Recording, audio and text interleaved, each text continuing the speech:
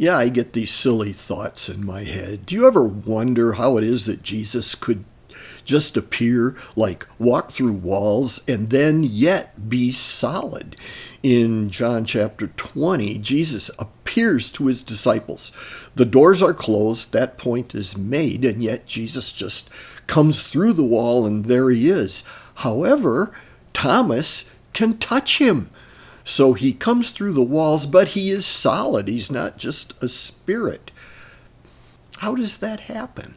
Of course, I don't know, but my thoughts go back to the old Superman episodes. George Reeves back in the 50s.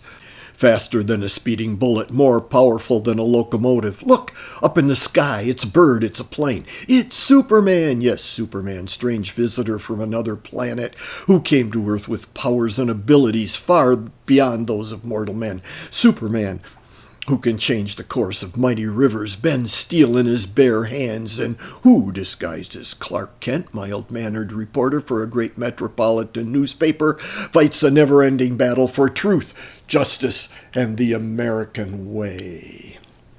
Yeah, do you think I watched that a lot when I was a kid? Anywho, squirrel, yeah. There was an episode of Superman where he was charged with a crime and he was put in jail behind bars. Of course Superman could escape, but he was always on the side of law, therefore he chose to stay there.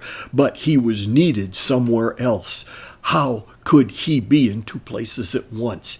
He called a physicist, a mentor of his, who suggested that he is made out of atoms, and being Superman, he can vibrate those atoms and separate himself into two individual Supermans, which he did. And I believe he vibrated his atoms and he moved between the atoms of the wall of the prison, so one Superman stayed in jail while the other Superman went to help.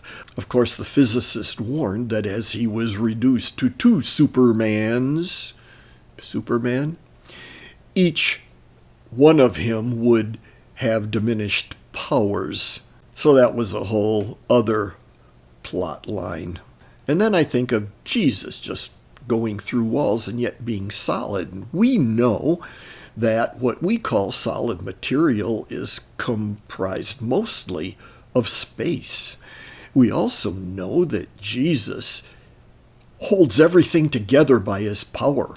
So Jesus has control of every single atom in the universe, every quark in the universe.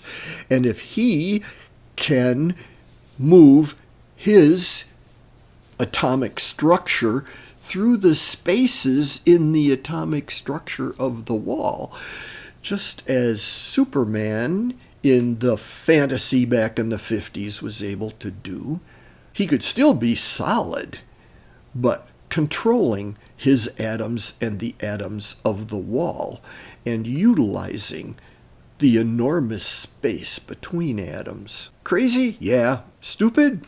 Maybe. I just get these thoughts once in a while.